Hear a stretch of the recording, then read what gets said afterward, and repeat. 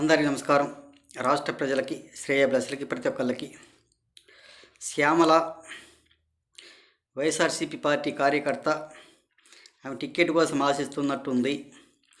మరి ఆమె ఏదో యాంకర్ కూడా చేసినట్టుంది. యాంకర్ కూడా చేసి ఉంటుంది. పాపం ఆ పార్టీ కోసం తైతక్కలాడుతూ నానా అవస్థలు పడుతూ ఉంది. అమ్మ శ్యామల గారు, ఎక్కడో ఏదో ఒక మూలం, ఏదో ఒక ప్రాంతంలో ఏదో ఒకటి జరిగితే అది డిప్యూటీ సీఎం పవన్ కళ్యాణ్ గారి బాధ్యత అంటారు. మరి దేశం మొత్తంలో ఎక్కడ ఏం జరిగినా ఎందుకు మాట్లాడరు మీరు? ఒక్కసారి చెప్పండి. మరి దేశం మొత్తం మీద ఏం జరిగినా ఎందుకు మాట్లాడటం లేదు మీరు? ఇప్పుడు పవన్ కళ్యాణ్ గారి బాధ్యత అని ఇప్పుడు ముందుకొచ్చి మాట్లాడుతుంటారు. మరి పవన్ కళ్యాణ్ గారు ఇట్లా, పవన్ కళ్యాణ్ గారు అట్లా అని అంటారు. మరి మీరు అలా మాట్లాడుకుంటూ బతకడం తప్ప ఇంకేం చేయలేరు, ఇంకా దేనికి పనికిరారు. అసలు మీరు జనానికి ఏమైనా న్యాయం చేసి ఉంటే మరోసారి మళ్ళీ మీరే అధికారంలోకి వచ్చేవారు. మన రాష్ట్రంలో ఏం చేశారు చెప్పండి? మన రాష్ట్ర రాజధాని ఏది? పూర్తి అసలు ఏది కూడా చెప్పకుండానే మూడు ముక్కలు చేసి రాష్ట్రం సర్వనాశనం చేశారు. పోలవరం అసలు పూర్తి కాకుండా, చేత కాకుండా, అవగాహన లేకుండానే చేశారు. విశాఖపట్నం స్టీల్ ప్లాంట్ అమ్మకాన్ని కూడా పెట్టారు. అదే అధికారంలోకి వచ్చింటే అమ్మకాన్ని కూడా పోయేది. ఒకసారి ఆలోచించుకుని మా రాష్ట్రం గురించి. మా రాష్ట్రంలో ఈ విధంగా ఇన్ని రకాలుగా ఇన్ని అవస్థలు పడుకుంటూ కొంతమందిని గంజాయి కూడా బానిసలుగా వహిస్తూ మేము మా సంపాదన అంతా గంజాయి వల్లనే పోయింది. మీ సంపాదన అంతా గత వీడియోలో కూడా ఒకసారి చెప్పాను నేను. అలా తయారు చేశారు, గంజాయికి పాల్పడేటట్టుగా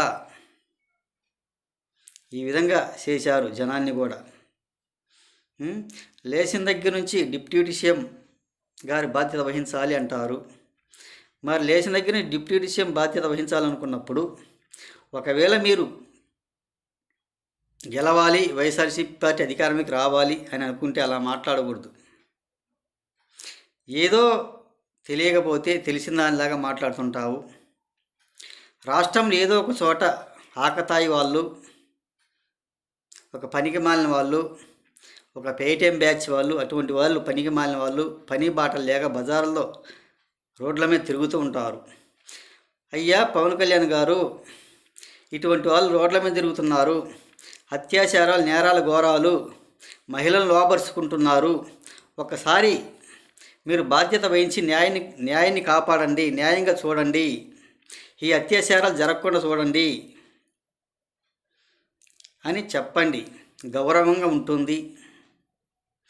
మీరు లేచి తగ్గిన వెటకారపు మాటలు మాట్లాడుకుంటూ, ఇటువంటి పనికిమాలిన మాటలు మాట్లాడుకుంటూ, ఒక అర్థం పర్థం లేని మాటలు మాట్లాడుకుంటూ నువ్వు రాజకీయం పొందాలంటే అలా పొందలేవు. బాగా చేసుకోండి, బాగా చెయ్యండి. పలానా చోట ఇవి జరిగింది, పలానా చోట అవి జరుగుతున్నాయేమో, మా ప్రభుత్వం ఇవి జరిగినాయి, మీ ప్రభుత్వం జరగకుండా చూడండి, మా ప్రభుత్వం చాలామంది చనిపోయారు, 2019 నుంచి 2024 వరకు చాలా బలవంతం చేశారు మహిళలను, ఒక రాసలీలకు చేశారు అని అటువంటి ఏమైనా జరుగుతాయేం జరగకుండా చూడండి అని చెప్పుకుంటే మీకు రాజకీయ భవిష్యత్తు కూడా ఒక్కసారి ఉంటుంది మీకు.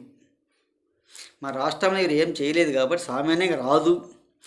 మీరు ఈ విధంగా తాపత్రయపడుతున్నారు కాబట్టి అటువంటి మాటలు మాట్లాడండి. కానీ ఇటువంటి రాజకీయ భవిష్యత్తు గురించి పవన్ కళ్యాణ్ గారు అట్లా, పవన్ కళ్యాణ్ ఇట్లా అంటే మాత్రం ఎప్పటికీ రాలేరు, సాధ్యపడదు. రాష్ట్ర ప్రతి ఒక్కరు కూడా చూస్తున్నారు. ఆకతాయి వాళ్ళు ఉంటారు, అది ఎక్కడైనా ఉంటే సాధ్యమే. మీ ప్రభుత్వం నుంచి ఇంకా నేరాలు ఘోరాది ఘోరంగా జరిగినాయి ఆకతాయి వాళ్ళ గురించి. ఒకసారి తెలుసుకోండి అని తెలియజేస్తూ, అది మీ పార్టీ వల్ల మీ పార్టీ వాళ్ళే చేసేది, ఎవరేం చేయరుగాక. మీ పార్టీ వాళ్ళు నేర్పించింది నేను ఒక రాసలీల కానీ, మహిళలను లొంగ లోపరుచుకోవటం కానీ, బలవంతం రేపులు చేయటం కానీ, ఇటువంటి పనికిమాలిన పనులు చేయబట్టే మన రాష్ట్రంలో ఆకతాయి వాళ్ళు, ఒక పనికిమాలిన వాళ్ళు, ఒక పేటీఎం బ్యాచ్ వాళ్ళు తయారయ్యారు.